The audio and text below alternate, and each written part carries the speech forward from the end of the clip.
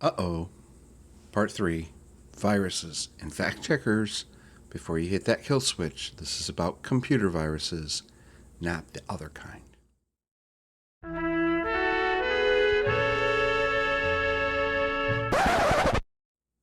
Welcome to the Drunk Linux User. I'm Len. I am the Drunk Linux User. And nothing can be more annoying than having somebody get into your stuff and mess it all up. It's even worse when somebody steals it. So what we're talking about are things along the lines of viruses, ransomware, things along that line. Now, my disclaimer here is that I am by no means a security expert, so I'm just giving you some pointers on things that I would do, and you can take this for what it's worth. It's free advice, right? And you can then shape it, mold it, make it work for you. But these are the things that I would consider doing and have prepared for myself. So if you're the kind of person who does not like to get their hands dirty using the terminal or wanting to reinstall or anything along that line, I would still suggest that you at least consider steps 1 through 8, and that way you'll be much further ahead than if you did nothing at all. But if you want to take a crack at it yourself, let's take a look at some of the steps that I would suggest you do. And these are the things that I would do. All right. So let's get back over to here. All right. First thing is, what is ransomware? Ransomware is a type of malware or malicious software that locks up a victim's data or computing device and threatens to keep it locked, or worse, deletion, unless the victim pays the attacker a ransom. If you want to learn more about it, here's a nice little page set up by IBM. The 5 latest computer viruses, malware, and cyber threats of 2022. If you take a look at this article, you're going to see that almost all of them are ransomware. The Clop ransomware, fake Windows updates, hidden ransomware, fake coronavirus mails, and Zeus Game Over. Okay, again, all the links are going to be in the show notes. If you want to learn more about these things, I suggest taking a good hard look at this. I found this page, I thought it was pretty cool. Live Cyber Threat Map. And it's showing over 17 million attacks on this day. And if you're taking a look at this right now, it kind of looks like there's an awful lot coming out of the U.S. more than just about any place in the world at this moment, okay? So it isn't always an outside source that's doing the attacking. Sometimes it's homegrown. There are 5 different types of digital threats. There's viruses, malware, hackers, phishing, and scams. Another good page here, kind of let you go through what you need to understand about each one of these. Now, regarding what you should do, first thing I would do is I would get a listing of all my installed software, because if the antivirus programs will not delete it out, or your stuff is all locked up because of ransomware, you're going to have to do a clean install of either your Windows or your Linux, and you're going to have to reinstall these programs. Second thing is, if you have serial numbers on any of the software whatsoever, you're going to want to have that written down or printed out as well. Put it with those important papers that we talked about in 1 and 2. Go back and see what I'm talking about there. Also, get an external SSD drive that is larger than the data that you currently hold on your computer. So if you have a 500 gigabyte hard drive, get a 1 terabyte SSD that you can use to back up your data. This gives you additional room because you're not going to just take a snapshot of your data today and then, not do anything about it for another month. you're going to be working. There's going to be new images, there's going to be new documents, everything like that. Try to make a habit of backing up your data, the data that you have worked on that day, to that SSD, so you can see where there's potential need for growth, okay? The other thing that I would suggest is getting 2 thumb drives ready, and it doesn't matter if you're on Windows or on Linux. This is a very important thing. If you're working on Windows, make sure that you have the Windows operating install ISO on your thumb drive. And there's a couple things that you can do for that. And one of them is this program called Rufus. If you're on Windows, download Rufus. This goes through the steps. Very simple, very dependable. Okay, so that's Rufus. If you're on Linux, if you haven't heard of this already, Balena Etcher, this is a really solid program. And it does a great job of putting a live Linux distribution on that thumb drive. Now, if you're on Windows, you're probably thinking, well, why in the world do I need to have a Linux thumb drive too? Good question. The reason for that is, if you have a Windows system, you're not going to have a live Windows thumb drive typically, okay? There are ways of doing it, but typically. But it's very, very easy with a Linux thumb drive to go in, take a look at your user folder, and see if your data is really corrupted or whatever. Okay, so if you have any recent documents that you didn't have a chance to move over to your SSD drive, then the Linux thumb drive will give you that opportunity to be able to take it and put it over. But anything that you recently did just before the event happened, put those in a separate folder. You want to try to quarantine those away from the rest, and we'll get into that in just a minute.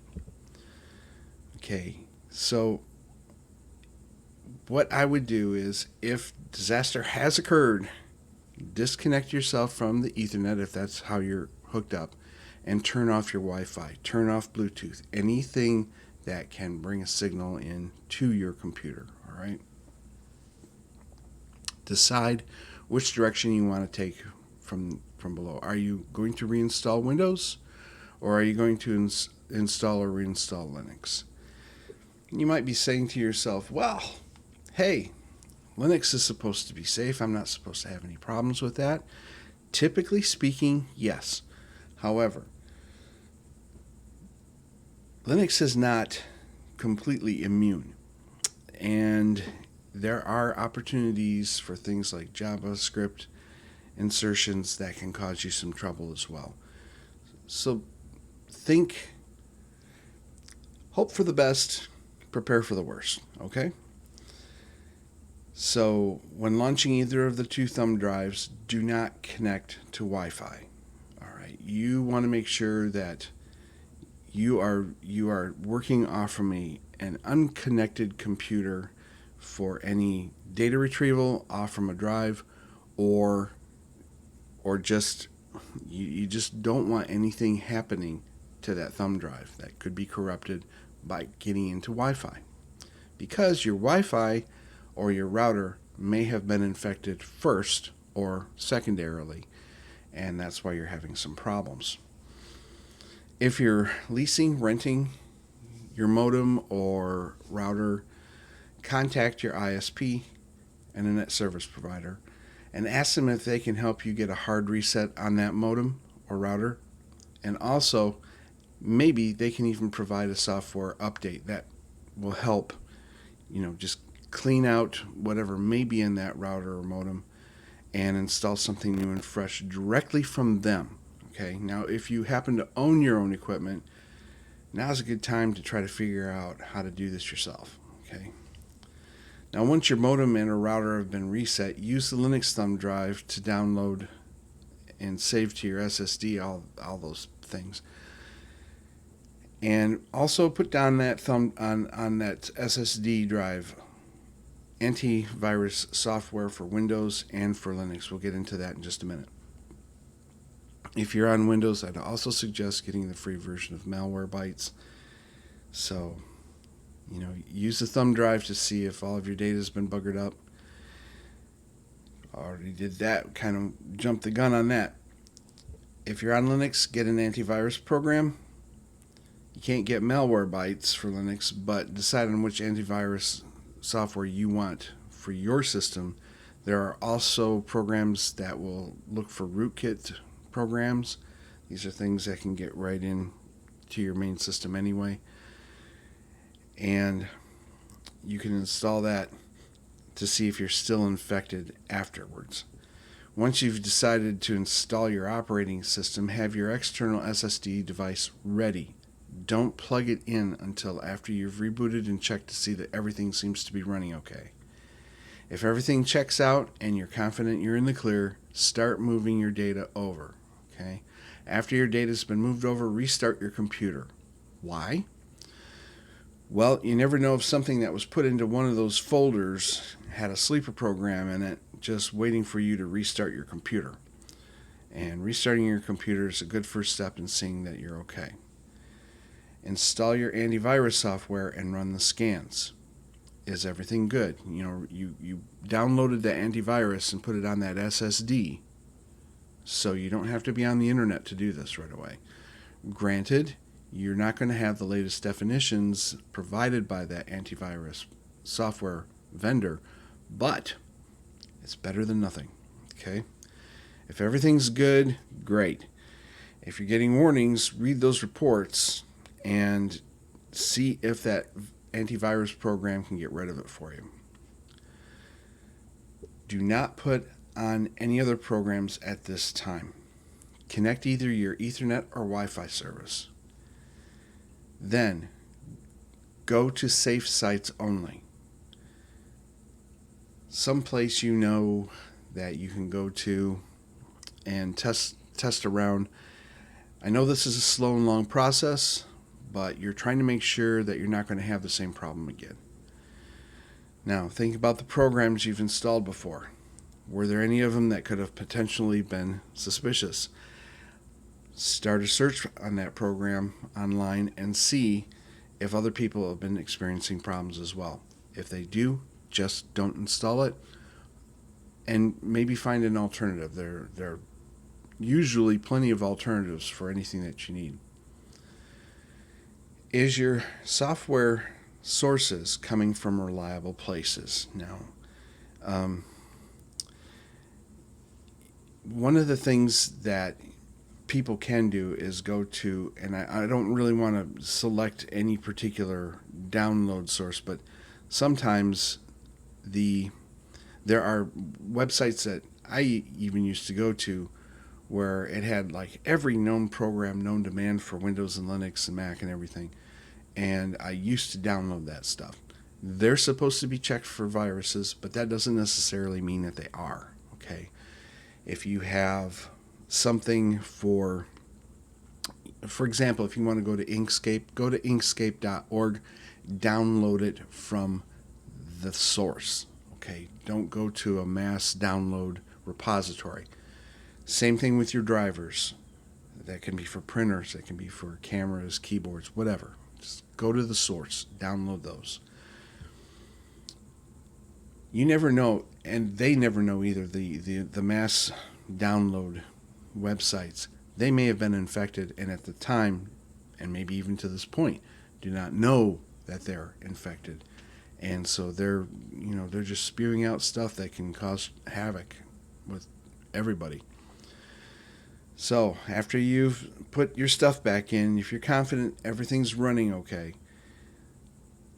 start backing up everything new you're working on onto the SSD device and unplug that device when you're done. So in other words, you've got all your programs in, you've got all your data in, everything scans out all right. Antivirus doesn't find any problems with your programs, with your data, whatever. Anything that you're doing new, like I said earlier, back it up.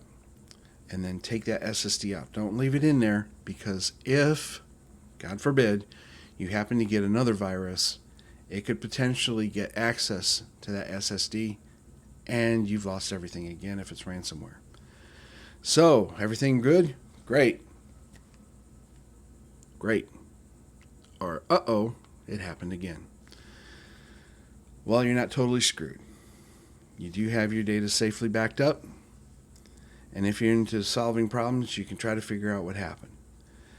If you're not into geekdom, like some of us, it's time to reach out for professional help. And I don't mean that in this kind of professional help. I'm talking about try to find a reputable shop in your area or somebody that you can reach out to try to find out what's going on. So, antivirus programs. As of 2022, published 24 days ago, the best Windows 10 antivirus software in 2022. Here's a listing. They list Kaspersky, which is interesting if you know what's going on in world events these days. Bitdefender, I have used Bitdefender.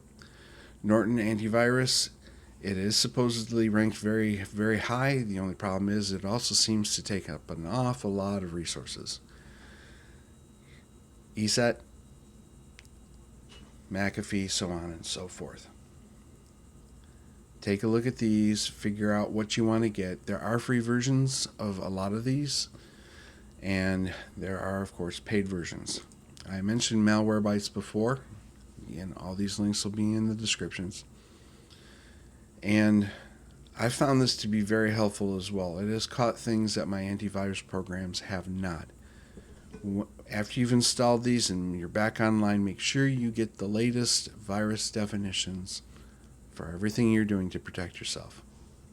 If you're on Linux and if you want to get an antivirus, there's Bitdefender, McAfee, Sophos, Kaspersky, ClamAV. There's things to help out with rootkits and all that stuff. And this page is really, really good about showing you all of your options and choices. Getting down here, no slowdowns, other recommended Linux security tools, network. And RK Hunter is the rootkit that I've used before, and it actually found one once. Also be careful that you don't inadvertently delete something just because one of these programs tells you it's bad. It could be a false positive, meaning it's a real honest to goodness piece of your operating system and you don't want to lose that. So search on the internet first, find out if that's something that you really need to get rid of or something you need to keep. Regardless, let's go over and talk about all of the things that can possibly go wrong. You have the potential for that. Okay, there are people who have, the glass is half empty, the glass is half full. You may think I'm the former, but actually I'm the third kind. I look at the glass and say, there's either water or there isn't. I don't care how much volume is in that glass. Is it possible things can happen? Yeah, things can happen. But if you take preventative measures, you can come out ahead and you don't have to pay that ransomware hacker or whatever to get your data back. Be prepared and be safe. Let's leave this on our words of wisdom. Don't drive drunk. Don't drink and drive.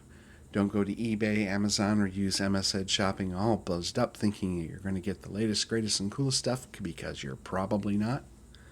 In the meantime, bottoms up. Later, dudes.